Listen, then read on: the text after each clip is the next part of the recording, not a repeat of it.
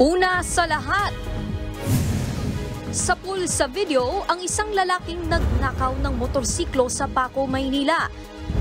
Ang dahilan ng suspect, gagamitin niya raw ang motor sa pambababae.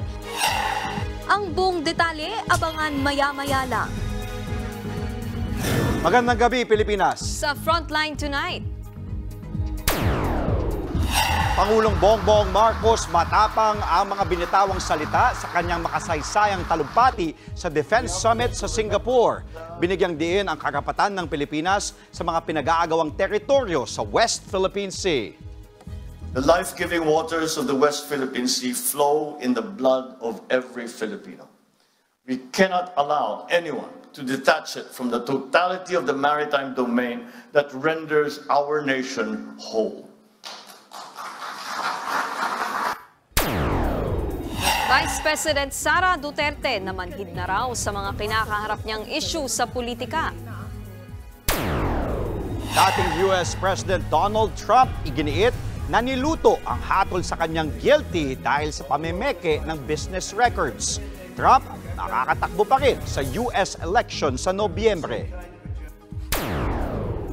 Negosyante sa Cebu natagpo ang patay matapos pagtatagain. Kalahating milyong pisong dala ng biktima nawawala. At sa sports naman, Meralco Bolts unang beses nang nakapasok sa Philippine Cup Finals matapos pataubin ang Barangay Ginebra. At sa Showbiz Tonight, Richard Gutierrez at Barbie Imperial exclusively dating na raw ayon kay OG Diaz.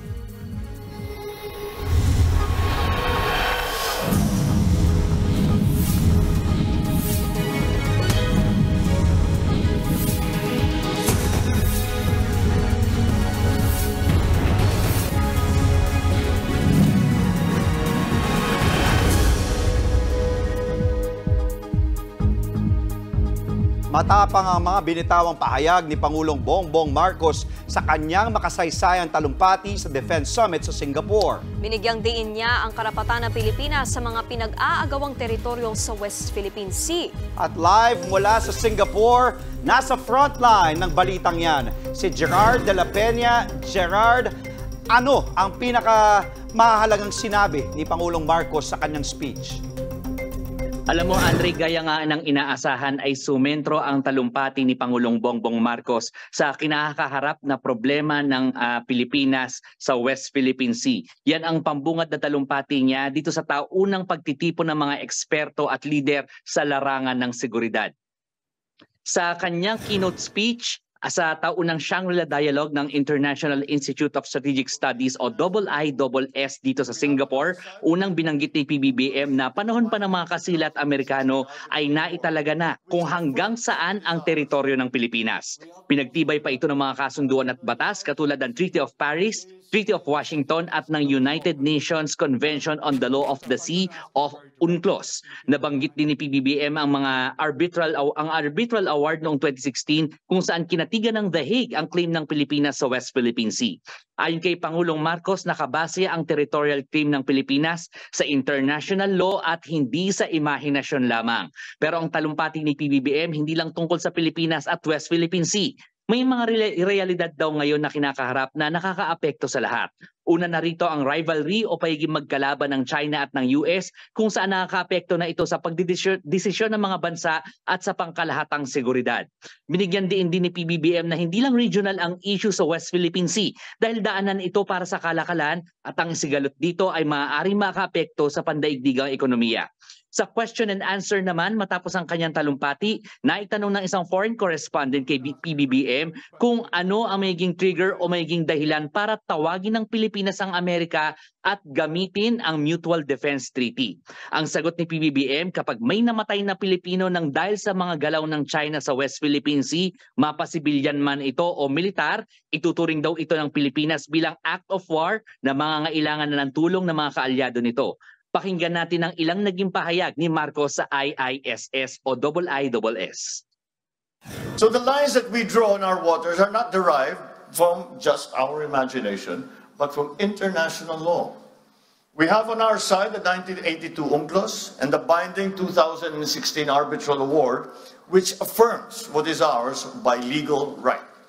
The life-giving waters of the West Philippine Sea flow in the blood of every Filipino.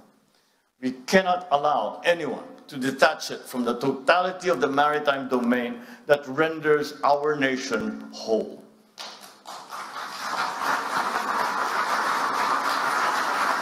As President, I have sworn to this solemn commitment from the very first day that I took office. I do not intend to yield. Filipinos do not yield.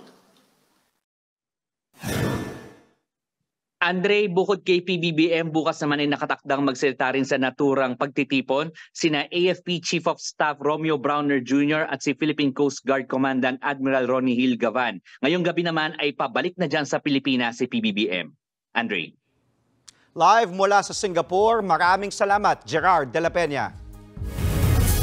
Pagkakaisa ang pantapat ng Pilipinas laban sa banta ng China na huhulihin ang mga trespassers sa South China Sea. Halimbawa niyan ang ginagawang paglayag ng grupo ng mga mangingisda sa Scarborough Shoal. Nasa frontline ng balitang yan si Gio Robles. Sa kabila ng malakas na alon, itinuloy ng ilang grupo ng mga mangingisda ang fishing expedition kahapon sa West Philippine Sea. Kasama nilang naglayag ang grupong Pamalakaya at Gabriela papunta sa Scarborough Shoal. Layo nilang ipakita ang kanilang pagkondena sa fishing ban ng China at ang plano nitong hulihin ang mga anilay trespasser sa pinag-aagawang teritoryo. Matagumpay naman. Ang malaking problema, Cheryl, yung napakalakas ng alon at hangin. Hanap na lang kami ng area na medyo banayad para ituloy yung aming isang gabi na fishing expedition. Ayon sa Pamalakaya, wala naman silang nakitang mga barko ng China habang nasa laot. Matagal nang bantay sarado ng China Coast Guard ang entrada ng Scarborough Shoal kaya hindi nakakapasok ang mga Pilipinong mangingisda. Mas makabubuti raw na ideklara na lang ulit bilang traditional fishing ground ng lugar para makapangisda ang kahit sino. Ang panawagan niya natin sa gobyerno ng Pilipinas at saka sa China, ihinto na yung pagpapadala ng mga military, ng mga kagamitan na pandigma, kundi mas lutasin natin ito sa mapayapang paraan. Una nang iginiit ng China na walang dapat ikatakot ang kahit sino sa bagong kautusan nila basta wala umanong ginagawang masama. Nanindigan naman ang Armed Forces of the Philippines na iligal ang patakarang ito ng Beijing. Lalo 2016 pa, pinawalang bisa ng arbitral ruling ang 9-dash line claim nila sa South China Sea. Kung ituloy man daw ng China ang hulihan, may nakahandang plano na raw ang militar. We regularly conduct maritime patrols. In this po, we are closely coordinating with the Philippine Coast Guard and BFAR. In terms of the Armed Forces of the Philippines po, we have contingency plans. Para naman sa isang security expert, magandang hakbang ang mga ganitong ekspedisyon. Lahat gustong makialam na sa West Philippine Sea, lalong-lalo na yung mga mangingisda kasi sila talaga yung apektado dito. They're fighting for the food security dahil doon lang gagaling yung hanap buhay nila at ang kanilang kinakain. At kinakain din ng mga Pilipino. Patunay lamang daw ito na nagkakaisa ang mga Pilipino. And this is good because we have now a unified narrative. We have the collective strength and story to tell to the region and to the world. Pagpatuloy natin ito, mas malakas tayo kapag lahat ng Pilipino nagkakaisa. Nagbabalita mula sa Frontline, Gio Robles, News 5. Namanhid na raw si Vice President Sara Duterte dahil sa mga nangyari sa kanya simula nung nakaraang taon. Sinabi niya yan sa programa ng kapatid ng Pangulo na si Senadora Amy Marcos. Nasa frontline ng balitang yan si Brian Basa. Ako mainit ang ulo. Mas madali uminit ang ulo. Yan ang sagot ni Senator Amy Marcos sa tanong kung sino raw ang masumpungin o moody sa kanila ni Vice President Sara Duterte. Guest ni Senator Amy si VP Sara sa programang At the Moment with Amy sa 1PH para sa kaarawan ng senadora. Nang si VP Sara naman ang matanong, ito ang naging sagot niya. Wala na. Ay, wala na. Manhid ka na eh. Babaeng bato. Ano ba yan? Wala nang feeling. Manhid na ako simula last year. Oo. Starting last year. Before last year, normal ka pa. Oo. Anyari? Anyari last year na nagkaganyan ka? Ayon sa bise, bukas naman sa publiko ang lahat ng nangyari sa buhay niya nitong mga nakaraang taon. Balikan nyo lang yung mga Mga pangyayari. Wala na. Wala Wala nang na akong mararamdaman. maramdaman. Namatay yung feelings ko. Namatay ang feeling ko. Kung babalikan, naging mainit sa kamera si VP Sara noong nakaraang taon nang imbestigahan ang confidential funds ng Office of the Vice President at Department of Education kung saan kalihim din ang bise. Matapos ang mga pagdinig ni realign o inilipat sa mga ahensyang may kinalaman sa national security ang aabot sa 650 million pesos na confidential at intelligence funds mula sa OVP at DepEd. Kamakailan lang nang hilingin sa Korte Suprema ng kampo ng pangalawang Pangulo na ibasura ang mga petisyong kumukwestiyon sa constitutionality ng 125 million pesos na confidential at intelligence funds ng OVP at DepEd noong 2022. Hindi rin lingid sa kaalaman ng publiko ang naging lamat sa unit team ni na VP Sara at Pangulong Bongbong Marcos. Pinatotohanan yan ni First Lady Liza Araneta Marcos at sinabing bad shot na sa kanya si VP Sara. Dahil daw yan sa pagtawa ni VP Sara ng tawaging bangag ni dating Pangulong Rodrigo Duterte si PBBM sa isang prayer rally sa Davao. Sagot lang dyan ni VP Sara, hindi ito makaaapekto sa kanya dahil hindi niya ito kasama sa kanyang mandato bilang opisyal ng gobyerno. Nagbabalita mula sa Frontline, Brian Basa, News 5. Sa ibang balita, itinanggi ng suspect sa pamamaril sa EDSA Ayala Tunnel na siya ang pumatay sa nakagitgitang motorista. Hindi niya raw ito magagawa dahil mabait siyang tao. Sa kabila niyan, sinampahan na siya ng reklamong murder. Nasa frontline ng balitang yan si Gary De Leon. Mabuti po tayong tao, hindi po tayo masama. So, yun po, nakikiusap lang po ako sa mga tao na huwag naman husgahan po tayo. Huwag kang husgahan. Opo, kasi alam naman po ng lahat ng tao kung sino po ako. Yan ang mensahe ng sospek sa pamamaril sa Ayala Tunnel sa Makati noong Martes. Nasawi rito ang driver na si Aniceto Mateo Jr. Kanina, sumalang na ang suspect sa inquest proceeding na kahapon pa nakatakda. Online ang proseso sa pagsasampa ng reklamo ng Makati Police laban sa suspect. Kabilang dyan ang murder at paglabag sa Comprehensive Firearms and Ammunition Regulation Act. Dumalo sa inquest ang anak ng pinatay na driver. Hindi naman dumating ang abogado ng suspect matapos niyang i-waive ang kanyang karapatan sa preliminary investigation. We still be detained sa ating custodial facility and we wait for the resolution of the prosecutor. Paliwanag naman ng Southern Police District dahil nag-waive na ang suspect ng karapatan niyang dumaan sa preliminary investigation. Napabilis ang proseso ng pagsasampa ng reklamo sa Makati Prosecutor's Office. Nasa piskalya na ngayon ang bola para timbangin ang reklamo para matukoy kung malakas ito at pwede nang isampa sa korte. Pagka hindi pumirma doon sa preliminary investigation nung suspect, ay tuloy pa rin yung it should be filed within 36 hours sa piskal natin. Pag nagpirma naman to, the case may be filed within over 36 hours, pwede siya sa piskal natin. Sa kabila nito, itinatanggi pa rin ng suspect na siya ang namaril kay Mateo. Depensa niya pa, nasa Iloilo raw siya na mangyari ang krimen. Pero ayon sa Makati Police, nakauwi na ng Pasig ang suspect bago pa man mangyari ang krimen. Depensa niya yon. Tayong nakuha na ibang evidence na nakabalik na siya nung time na nangyari yung insidente. Matibay rin daw ang ebidensya ng mga pulis laban sa suspect. Tunay na ebidensya na nakikita natin dito is yung sasakyan na nagamit niya, andyan yung BCS77, and then nakita nitong witness natin, yung yaya, yung sasakyan na yon, kahit yung tao, dahil nung sa girian niya, nakita niyang mukha. Nakadagdag din daw ang pagpapalit ng plaka ng sasakyang ginamit ng suspect. Bagay na una nang sinabi ng NCRPO kahapon na nagpositibo rin sa Farapin at ballistic test ang suspect.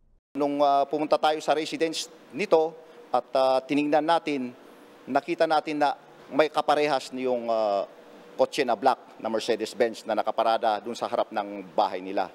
And then, yung nakita natin iba yung plate number. Pagbukas niya yung kanyang kotse para i-check natin yung kotse kasi sabi na sa kanya yon, nakita po yung plate number, yung BCS 77. And then, yung baril na nagamit na recover natin, nag-match po sa na-recover natin na slug.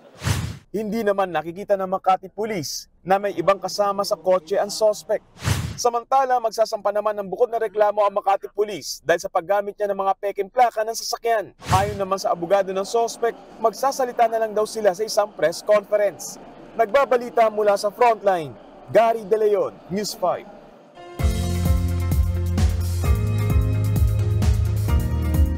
Mga kapatid, posibleng makaranas ng pag-ulan ang ilang bahagi ng bansa ngayong gabi hanggang bukas. Ayon sa Pag-asa, magdudulot ng pulo-pulong pag-ulan ang easterlies o hangin mula sa Dagat Pasipiko. Kabilang sa mga uulanin ang Metro Manila at silangang bahagi ng Southern Luzon. Patuloy namang binabantayan ng Pag-asa ang isang bagyo na nasa labas ng Philippine Area of Responsibility. Huli itong namataan sa layong 1,090 kilometers kanluran ng extreme northern Luzon. Hanggang 55 kilometers per hour ang bilis ng hangin nito at may pagbugsong aabot sa 65 kph. Pahilagang kanluran ang kilos ng bagyo na inaasahang lalapit sa Hong Kong o mainland China sa mga susunod na oras. Wala pa namang direktang epekto ang bagyo sa bansa. Abiso naman sa mga motorista, may paggalaw muli sa presyo ng petrolyo sa susunod na linggo. Sa taya ng Department of Energy, hanggang 90 centavos ang posibleng bawas presyo sa kada litro ng gasolina. Tataas naman ang hanggang 60 centavos ang kada litro ng diesel at 90 centavos naman ang posibleng taas presyo ng kerosene. Ang paggalaw sa presyo ng krudo ay bunsod ng pagbabawas ng produksyon ng Organization of the Petroleum Exporting Countries o OPEC at pagtaas ng supply ng krudo sa Amerika. Sa ibang balita, nasunog ngayong gabi ang isang residential area sa San Juan. Sa kuhang ito, makikita ang laki ng apoy na lumamon sa mga bahay sa Barangay Rivera. Ayon sa mga otoridad, bandang alas 8 ng gabi nang sumiklab ang apoy. Nasa 12 truck ng bumbero ang rumisponde. Under control na ang sunog sa mga oras na ito. Inaalam pa ang bilang ng mga nasunugan at kung ano ang sanhi ng sunog. Mga kapatid, Ed Lingao po, nasa Estados Unidos, Canada o saan mang dako ka ng mundo, manatiling may alam at may pakialam sa mga mainit na balita dito sa ating bansa. Simulan natin ang bawat araw sa tuloy-tuloy na balitaan sa Frontline. Mag-follow at mag-subscribe sa social media pages ng News 5.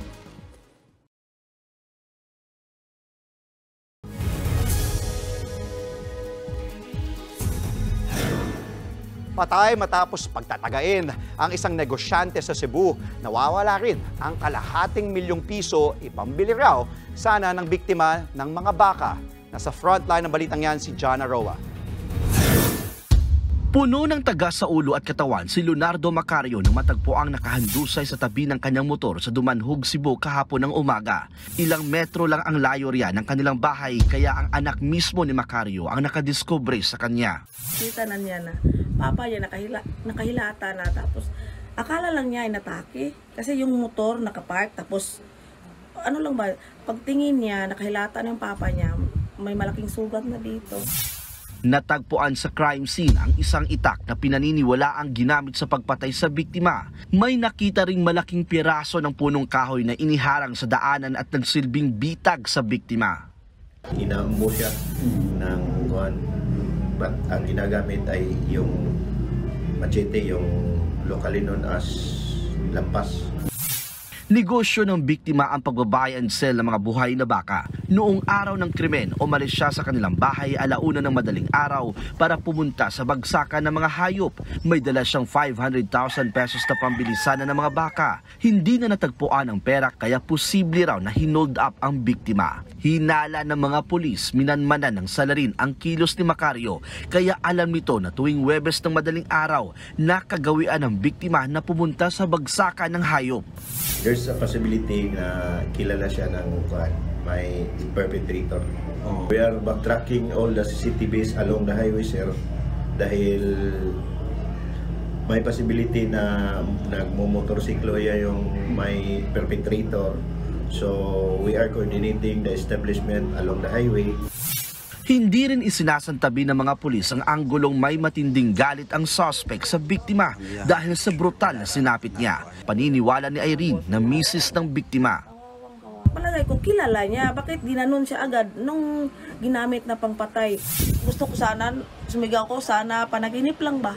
Panaginip lang, di totoo. Kasi yung makita mo yung mukha niya, yung hitsura ng mukha niya, parang baboy.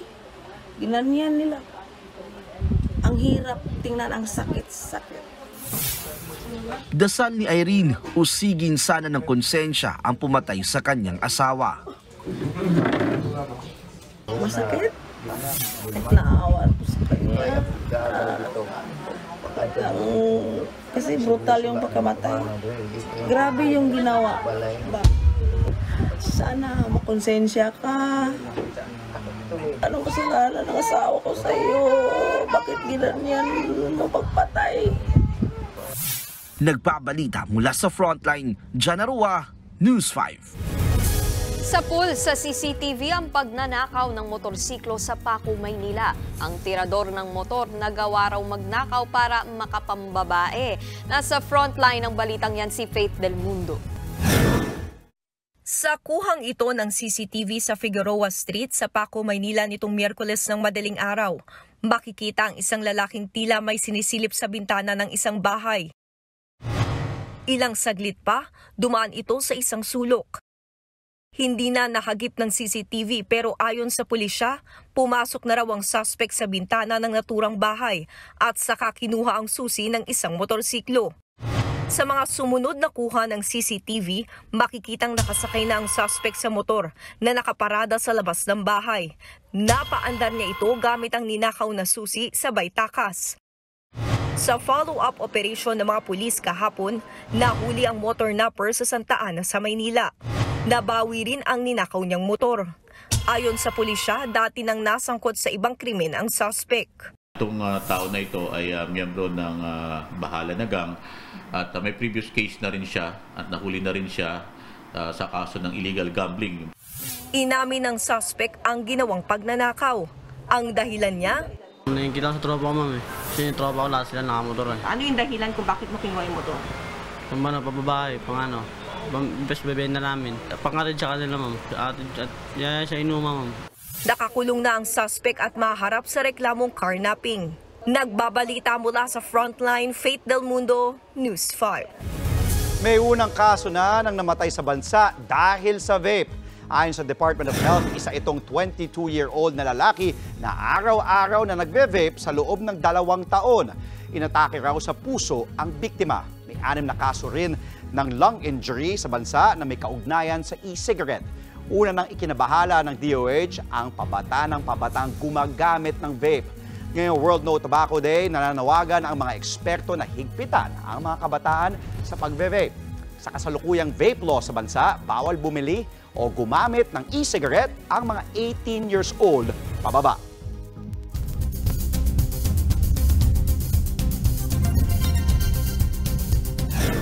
Pwede pa ring tumakbo at maupong Pangulo sakaling manalo si dating US President Donald Trump. Yan ay kahit pa makulong siya matapos hatulang guilty sa isang krimen. Ayon sa ilang political expert, hindi makaaapekto ang pagkakakonvict ni Trump sa pagtakbo niya bilang Republican nominee para sa US election sa November 5, kung saan makakalaban niya si US President Joe Biden ng Democrats. Pero posibleng magdalawang isip daw ang ilang taga-suporta niya. Si Trump ang kauna-unahang presidente ng Amerika na na-convict. Hinatulan siyang guilty sa pamemeke ng mga dokumento kaugnay ng kanyang hush money case. Pero giit ni Trump, inosente siya at niluto ang kalaban niya sa eleksyon ng hatol. Sa ilang bansa naman, gaya ng Russia, ang nagbigay ng simpatya kay Trump. Nagkakasa naman daw ng riot ang mga Trump supporter na hindi matanggap ang verdict.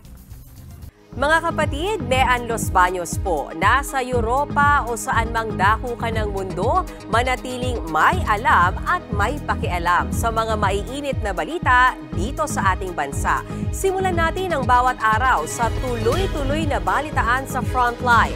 Mag-follow at mag-subscribe sa social media pages ng News 5.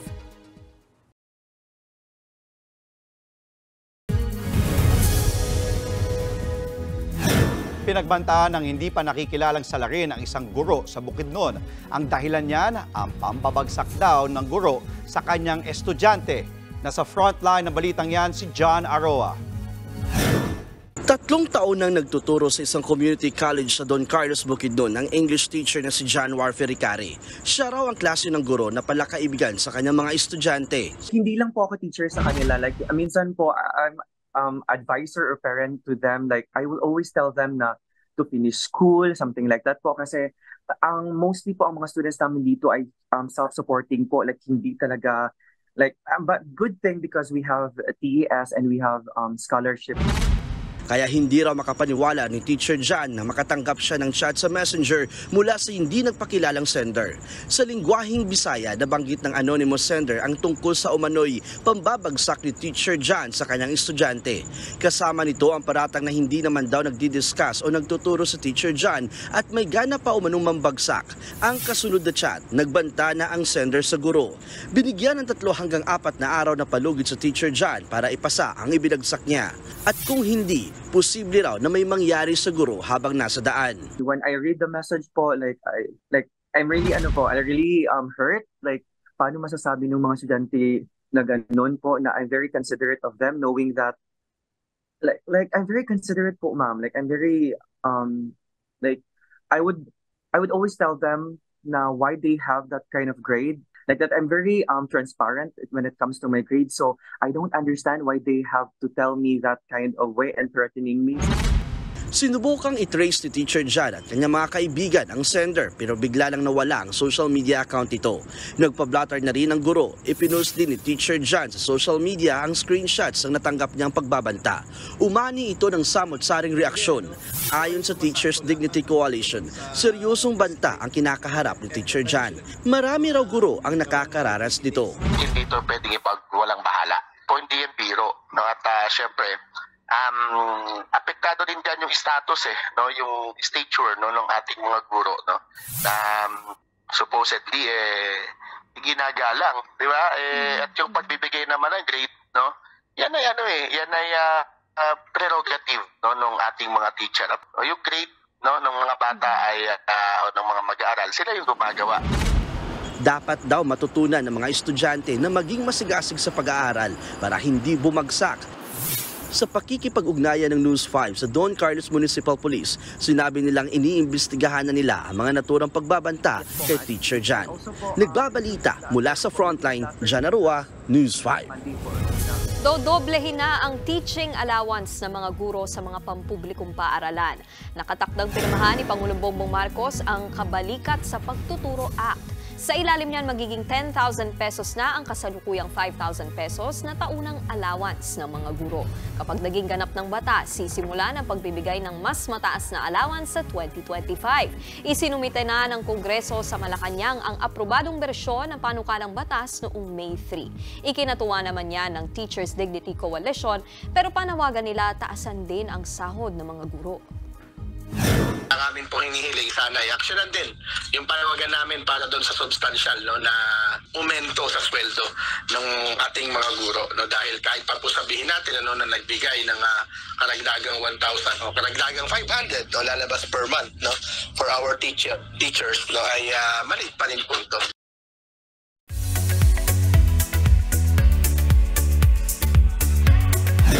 Showbiz tonight na tayo. Exciting news para sa mga Yuwena dahil nasa Pilipinas na ang K-pop sensation na si IU.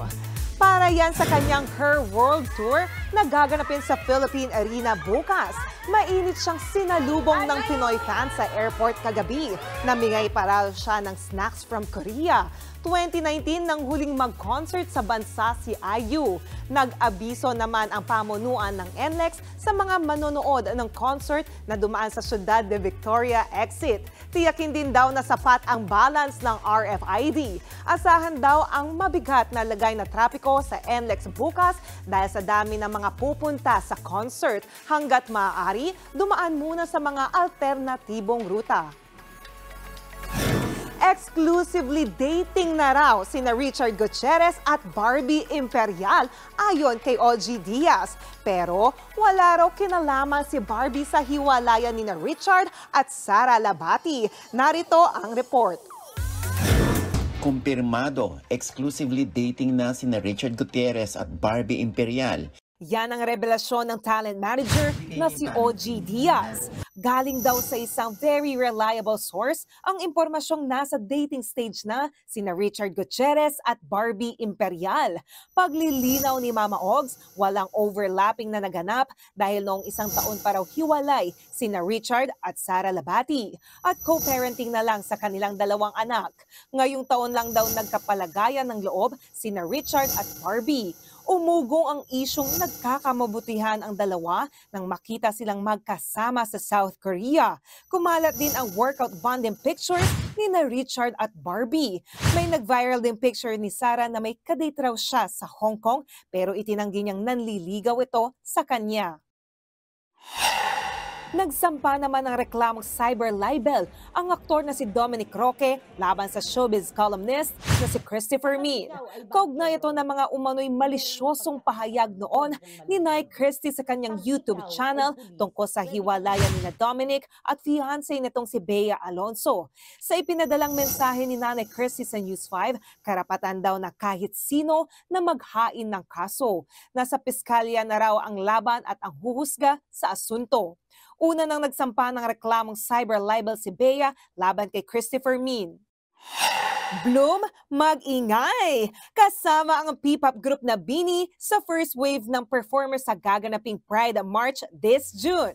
Makiki-#LoveLaban to everyone ang BINI kasama ng iba pang artist sa Pride PH Festival 2024. Gaganapin yan sa June 22 sa Quezon Memorial Circle sa QC. Ang Pride March ay taon ng event bilang pagkilala sa mga miyembro ng LGBT community.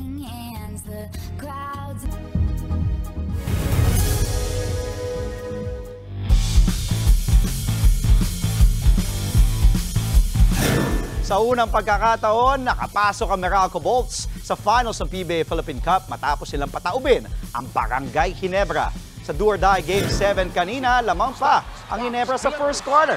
Pero pagdating sa second period, nakabawi ang Bolts at inalagaan na ang lamang hanggang 4. Nagtapos ang laban sa score ng 78-69. Ito ang kauna-unahang Game 7 win ng Bolts at ang unang Best of 7 series win nila sa kanilang franchise history. Highest scorer ng Meralco si Chris Banquero na nakapagtala ng 24 points. Mga kalaban ng Bolts ang San Miguel Beermen sa finals na magsisimula sa June 5. Mula PBA, NBA naman tayo mga kapatid, umabante na sa finals ang Dallas Mavericks matapos nilang talunin kanina ang Minnesota Timberwolves. Tinambakan ng Mavs ang Wolves hanggang sa dulo ng Game 5. Pinangunahan ni Kyrie Irving at Luka Doncic ang Mavs na parehong nakapagtala ng 36 points. Final score 124-103. Ngayon lang ulit nakabalik sa finals si Kyrie Irving mula noong 2017. At ngayon, makakarap niya ang dating niyang koponan na Boston Celtics. Sa June 7 na ang Game 1 sa home court ng Boston.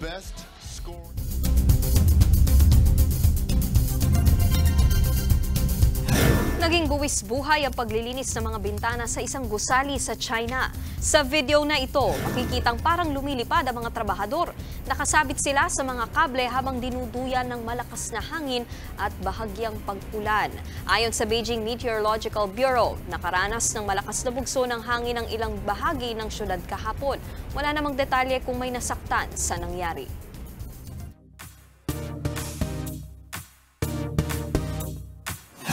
Mga kapatid, ano ang balak niyong gawin ngayong weekend? Kung naghahanap kayo ng getaway na papatok sa Kids at Heart, tara na sa isang high-tech attraction sa Batangas. Ito raw ang pinakamalaking immersive theme park sa bansa. Tara, ride tayo dyan!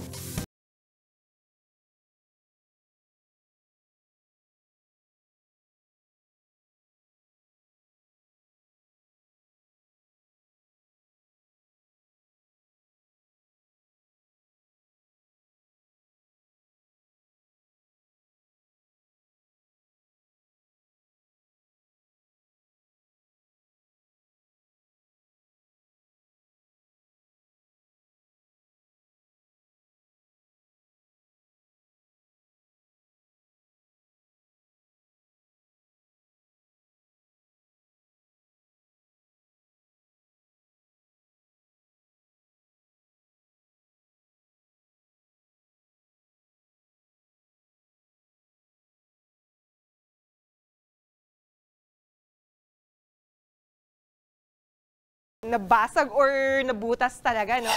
Naglalakihang bola. Oh, wow! This is so cool! Nag-iiba sila ng kulay. Okay, dito pagsasabihan may music. Rides gaya ng carousel at drop tower. Meron ding pillar lights. Daming colors. Pwede mong hawakan. Tsaka may mga designs pa sila like that. Oh. At parang totoong spaceship. Visual. Talagang feel mo ay talagang nasa space ka talaga. Pwedeng magpasiklab ng dance moves.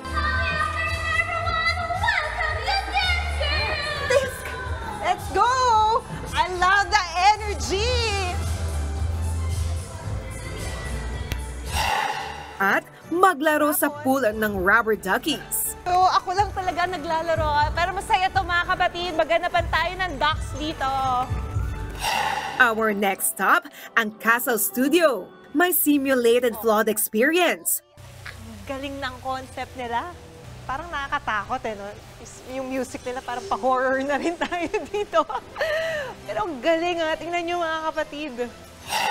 For the photo sa kumikinang na LED room, makakita ng UFO. Kilabot.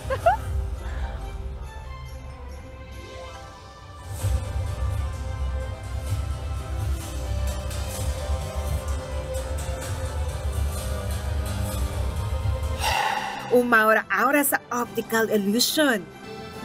Wow! May area para makapag-relax. The music, the vibes here. Even the color of the room, it's blue. So talagang nakaka-relax. At meron ding magical forest. Here, I can see myself. Sobrang unique po ng place. Yun, ang dami po niya activities and yung view is sobrang ganda. Yes po, kasi po parang ang magical nung place and parang fantasy world. At the same time, sobrang saya, lalo na with friends. Sa halagang 1,500, ma-experience na ang lahat ng immersive at interactive attractions na meron dito. Para sa Malacastle na experience na nandito lang sa Pilipinas, punta na dito sa tinaguriang Happy Place sa Tanawan, Batangas. Mga kapatid, samahan niyo ulit ako sa susunod nating adventure dito lang sa Ride Tayo Dyan. So, Johnny, saan na yung pasalubong namin mula sa J Castles? Wala ako. Yung mga kwento niya, di ba? Kwento mo sa amin.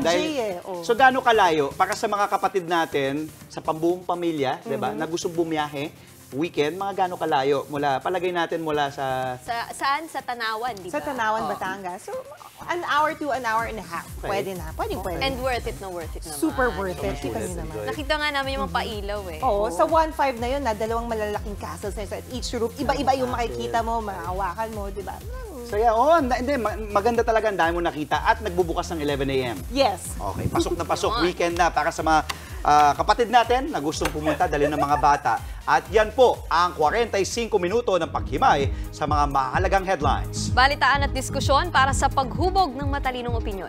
Kami ang inyong kasangga sa pagbabalita. Sa ngalan ni Mian Los Baños, ako po si Nikki de Guzman. At sa ngalan naman ni Bok Edlingao, ako naman po si Andre Felix kasama si Johnny Alipon. Hanggang sa Lunes mga kapatid, magandang gabi.